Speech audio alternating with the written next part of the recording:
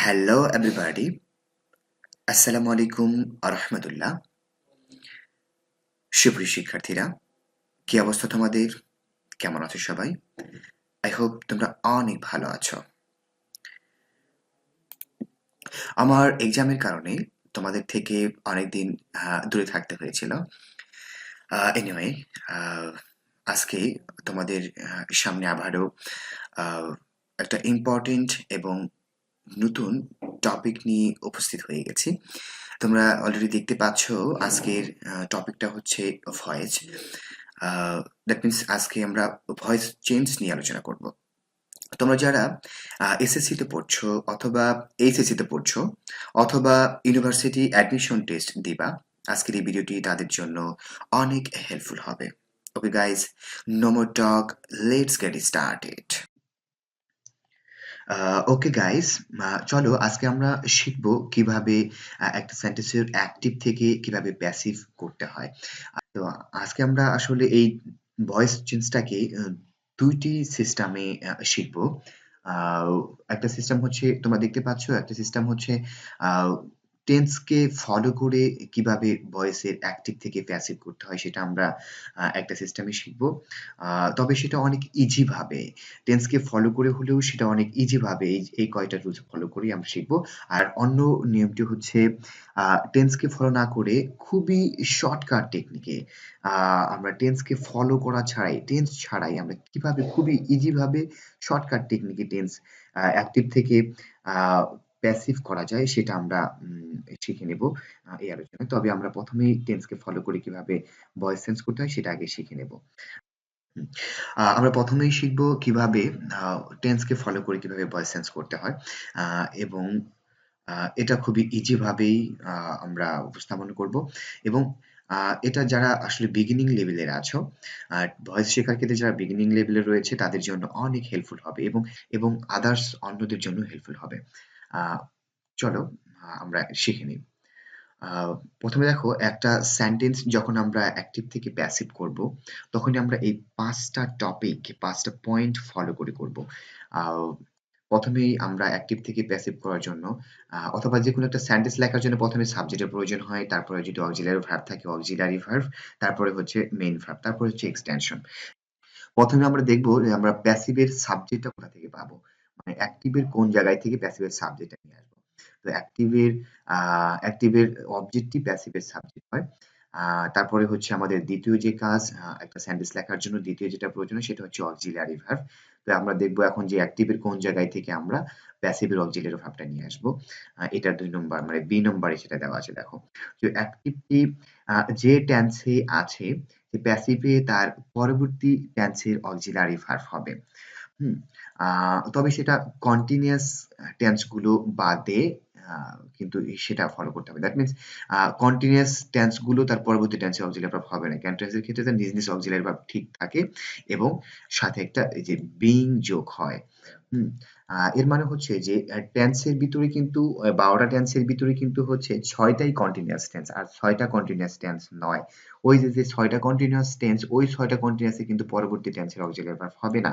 নিজ নিজ auxiliary verb ঠিক থাকে এবং সাথে একটা শুধু বেইং যোগ হয়। কিন্তু এই ৬ টা বাদে যে বাকি ৬ টা টেন্স রয়েছে, ওই ৬ টি টেন্সের পরবর্তী টেন্সের অক্সিলারি ভার্ব হবে। That means present indefinite tense থাকলে প্যাসিভ করতে, সেই প্রেজেন্ট ইনডিফিনিট টেন্সটাকে প্যাসিভ করে তোমাকে প্রেজেন্ট কন্টিনিউয়াস টেন্সের, মানে প্রেজেন্ট ইনডিফিনিটের তার পরবর্তী টেন্স প্রেজেন্ট কন্টিনিউয়াস টেন্সের অক্সিলারি ভার্বটা নিতে হবে, মানে অ্যামিসার নিতে হবে।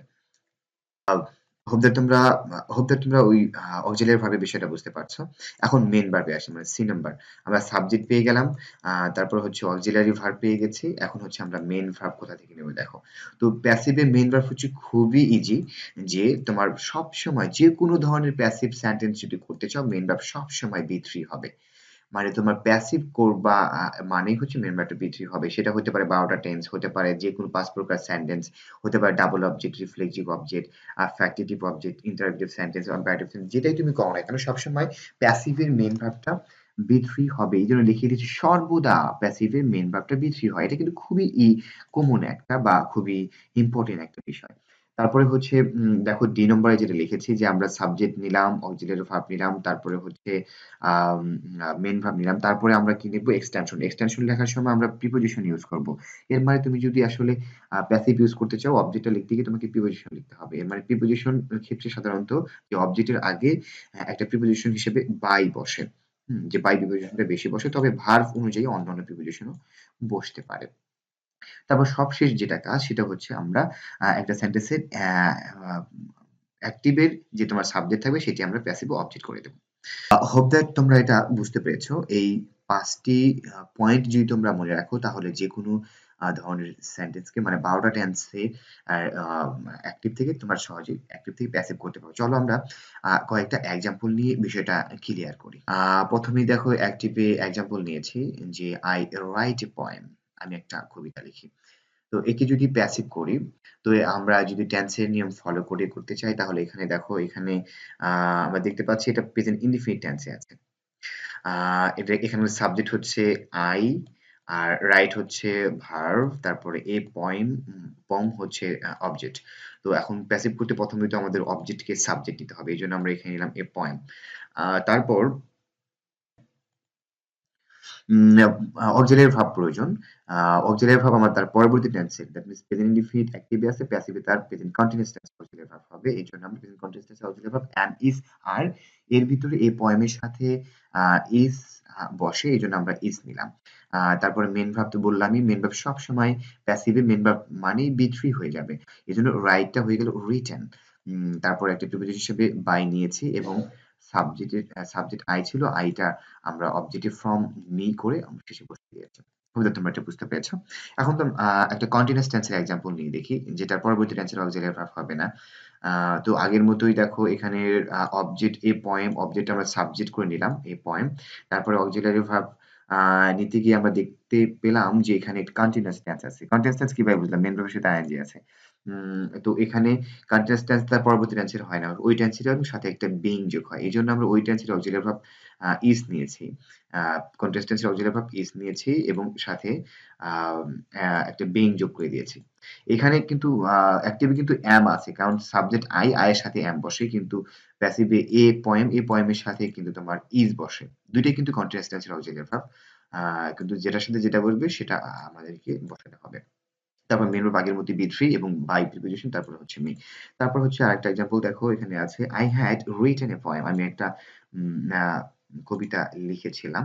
তো এখানে দেখো এখানে আগের মতোই এ পয়েম অবজেক্টটাকে সাবজেক্ট নিলাম, তারপরে হ্যাড পাস্ট পারফেক্ট টেন্সের অক্সিলিয়ারি ভার্ব এবং তার এজন্য পাস্ট কন্টিনিউয়াস টেন্সের অক্সিলিয়ারি ভার্ব হ্যাড বিন নিয়েছি এবং মেইন ভার্ব বি3 করে দিয়েছি এবং তারপর হচ্ছে বাই লিখে অবজেক্ট লিখে দিয়েছি। হোপ দ্যাট তোমরা অনেক ভালোভাবেই এটা বুঝতে পেরেছো। ৫ টা পয়েন্ট যদি ভালোভাবে মনে রাখো তাহলে টেন্সের ১২ টা টেন্সের যেকোনো ধরনের সেন্টেন্স যদি দেওয়া হয় ১২ টা টেন্সে, তাহলে তোমরা সেটা অ্যাক্টিভ থেকে প্যাসিভ করতে পারবা।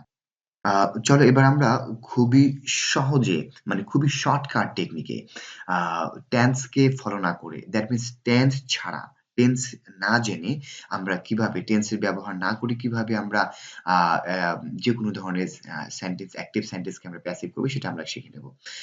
তো দেখো এই যে স্ট্রাকচার, আমি প্রথমে একটা স্ট্রাকচার নিয়েছি। যেকোনো ধরনের তুমি যদি প্যাসিভ করো, একটা অ্যাক্টিভ থেকে প্যাসিভ করো, তুমি এই স্ট্রাকচারটা ফলো করলেই চলবে। এখানে রয়েছে প্রথমে সাবজেক্ট নিতে হয়, তারপরে হচ্ছে verb, একটা বিভার্ব হবেই। প্যাসিভ মানে একটা বিভার্ব থাকবেই। যেকোনো ধরনের বিভার্ব। সেটা am, is, are, was, were, be, been, being এটাও থাকতে পারে, হতে পারে shall have been, will have been, তারপর হতে পারে shall be, will be, can be, would, মানে be কথাটা থাকবেই। মানে বিভার্ব থাকবেই। প্যাসিভ ভয়েস মানে বিভার্ব থাকবে। আর মেইন ভার্ব সবসময় be3 হবে। আমরা অক্সিলিয়ারি ভার্বের ক্ষেত্রে বিভার্ব থাকবে আর মেইন ভার্ব সবসময় প্যাসিভ মানে মেইন ভার্ব be3। তারপর একটা প্রিপোজিশন নিতে হয়। সাধারণত বাই শব্দটা, বাই প্রিপোজিশনটা বেশি হয়। তারপর হচ্ছে অবজেক্ট। উম দেখো তারপর হচ্ছে আমরা অ্যাক্টিভ থেকে প্যাসিভ কিভাবে নেব। যে যদি একটা অ্যাক্টিভ সেন্টেন্সে বি ওয়ান থাকে, দ্যাট মিনস প্রেজেন্ট ফর্মে থাকে, তাহলে প্যাসিভ করার জন্য আমরা অক্সিলিয়ারি ভার্ব হিসাবে এই যেখানে যে অক্সিলিয়ারি ভার্ব বি ভার্ব নেওয়ার প্রয়োজন হয় সেই অক্সিলিয়ারি ভার্ব হিসেবে আমরা এখানে অ্যাম, ইজ, আর এর যেকোনো একটা নেব। দ্যাট মিনস অ্যাক্টিভে যদি ভার্ব অন থাকে, দ্যাট মিনস প্রেজেন্ট ফর্মে বা বেস ফর্মে থাকে, প্রেজেন্ট ফর্মে থাকে, তখন আমরা প্যাসিভ করার জন্য অক্সিলিয়ারি ভার্ব মানে এই বি ভার্ব হিসাবে am, is, are এর মধ্যে যেকোনো একটা নিব আর main verb be3 main verb be3 আগেই বলছি। তারপরে হচ্ছে যদি অ্যাক্টিভে ভার্ব 1 না থেকে যদি ভার্ব 2 থাকে তখন আমরা সেটা প্যাসিভ করার জন্য এবার আমরা বি ভার্ব হিসাবে নেব was অথবা were R main verb be3। তারপরে হচ্ছে যদি এবার অ্যাক্টিভে যদি ভার্ব 3 থাকে that means past partial form থাকে তবে তার সামনে এই যে এগুলো থাকতে হবে হ্যাভ অথবা হ্যাজ অথবা হ্যাড অথবা শ্যাল হ্যাভ অথবা উইল হ্যাভ এগুলো অক্সিলিয়ারি ভার্ব হিসেবে দ্যাট মিনস এটা থাকলে তারপর তখন আমরা প্যাসিভ করার জন্য বিন দেব অক্সিলিয়ারি ভার্ব ওগুলা থাকবে সাথে একটা বিন যোগ করে তারপরে মেইন ভার্বটা বি3 করব দ্যাট মিনস অ্যাক্টিভে এই যেগুলো থাকবে have has had shall have will have এটার সাথে প্যাসিভ করার সময় এটার সাথে একটা বিন লাগাই দিলেই হয়ে যাবে। তারপরে হচ্ছে যদি অ্যাক্টিভ সেন্টেন্সে যদি ভার্ব প্লাস আইএনজি থাকে মেইন ভার্বে যদি ভার্ব প্লাস আইএনজি হয় তখন সেটা আমরা প্যাসিভ করার জন্য বিং অক্সিলিয়ারি ভার্বের সাথে বিং দেব তার সাথে মেইন ভার্বটা বি3 আরো সহজ বলতে পারি যে ইং থাকলে বিং হয় মানে অ্যাক্টিভে যদি ইং থাকে আর প্যাসিভ হবে বিং আর সবশেষে রয়েছে মডাল অক্সিলারি যদি অ্যাক্টিভ সেন্টেন্সে কোনো মডাল অক্সিলারি থাকে এই যে আমি ছোট্ট করে লিখে দিয়েছি দেখো যদি মডাল অক্সিলারি হিসাবে ক্যান অথবা কুড অথবা মে অথবা মাইট মাস্ট এরকম অনেক মডাল অক্সিলারি রয়েছে যেটা তোমরা জানো সেই মডাল অক্সিলারি যদি কোনো অ্যাক্টিভ সেন্টেন্সে থাকে তাহলে প্যাসিভ করার সময় সেই মডাল অক্সিলারি গুলো ঠিক রেখে সাথে একটা বি যোগ করে দিলেই হবে অক্সিলারি ভার্ব হিসাবে এখানে আমরা বি দিয়ে তারপর মেইন ভার্বটা বি3 করে দিলেই কিন্তু প্যাসিভ হয়ে যাবে। হোপ দ্যাট তোমরা এই শর্টকাট টেকনিকটা বুঝতে পেরেছো ভালোভাবে এই স্ট্রাকচার গুলো ভালোভাবে বুঝতে পেরেছো এই যে এইটুকু স্ট্রাকচার ভালোভাবে বুঝলে তোমরা যে কোনো ধরনের অ্যাক্টিভ থেকে প্যাসিভ করতে পারবা চলো আমরা কিছু এক্সাম্পল নিই এক্সাম্পলের মাধ্যমে বিষয়টা একেবারে ক্লিয়ার করি দেখো আমি এখানে প্রত্যেকটা দিয়ে একটা করে এক্সাম্পল নিয়েছি প্রথমে ভার্ব 1 তারপরে ভার্ব 2 তারপরে ভার্ব 3 তারপরে হচ্ছে ভার্ব প্লাস আইএনজি তারপরে মডেল অক্সিলারি সবগুলো দিয়ে একটা করে এক্সাম্পল নিয়েছি দেখো প্রথমে আমরা ভার্ব 1 দিয়ে একটা এক্সাম্পল দেখো এখানে আছে she takes coffee যে মেয়েটি কফি পান করে বা খায় তো এটা যদি আমরা প্যাসিভ করি তো আমরা দেখতে পাচ্ছি মেইন ভার্বটা হচ্ছে বি1 আছে আর আমরা তো জানি মেইন ভার্ব বি1 থাকলে অক্সিলিয়ারি ভার্ব হিসেবে am is are নিতে হয় এবং মেইন ভার্বটা বি3 করতে হয় তো দেখো আমরা মেইন ভার্বটা অবজেক্টটা তো প্রথমে সাবজেক্ট করছি করবো তারপর মেইন ভার্বটা আর বি1 থাকার কারণে আমরা অক্সিলিয়ারি ভার্ব is নিয়েছি am is are এর ভিতরে is ম্যাচিং হয় এজন্য is নিয়েছি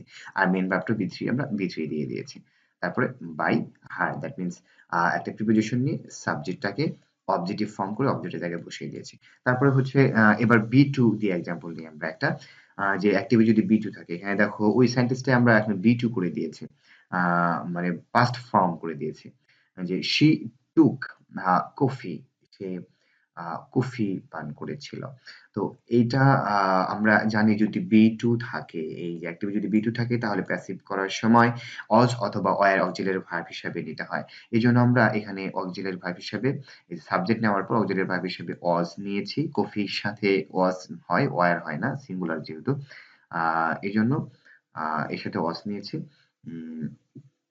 তারপরে হচ্ছে মেইন ভার্ব বি3 তারপরে যা আছে তাই তারপরে হচ্ছে তোমার বি3 যে অ্যাক্টিভে যদি মেইন ভার্বটা বি3 থাকে তখন প্যাসিভ করার সময় কি করব তো এখানে অ্যাক্টিভে রয়েছে he has boat A bike তো এটা যদি আমরা প্যাসিভ করি আমরা দেখতে পাচ্ছি এখানে মেইন ভার্বটা বি3 আছে তো আমরা তো জানি যদি বি3 থাকে তাহলে বি3 থাকলে অক্সিলিয়ারি ভার্বের সাথে আবার বিন যোগ করে তারপর বি3 করতে হয় মানে মেইন ভার্বটা বি3 করে দিতে হয় এজন্য আমরা এখানে এই হ্যাজ এর সাথে আমরা হ্যাজ লিখে তারপর বিন দিয়েছি তারপরে মেইন ভার্ব বি3 তারপরে প্রিপোজিশন দিয়ে সাবজেক্ট অবজেক্টিভ ফর্ম দিয়ে দিয়েছি হয়তো তোমরা এটা বুঝতে পেরেছো তারপরে এবার আসো ভার্ব প্লাস আইএনজি যদি অ্যাক্টিভের মেইন ভার্বের সাথে আইএনজি থাকে তাহলে প্যাসিভ করার সময় আমরা আইএনজির সাথে একটা বিং লাগিয়ে দেব এই যদি আইএনজি থাকে তাহলে তার সাথে একটা বিং হবে অক্সিলিয়ারি ভার্বের সাথে বিং হয় আমরা মেইন ভার্বটা বি3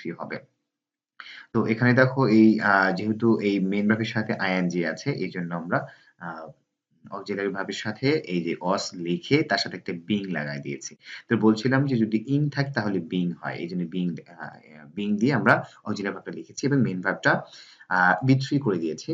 তারপরে হচ্ছে বাই লিখে অবজেক্টটা সাবজেক্টটা অবজেক্ট করে দিয়েছি। তারপর মডেল অক্সিলারিতে আসো।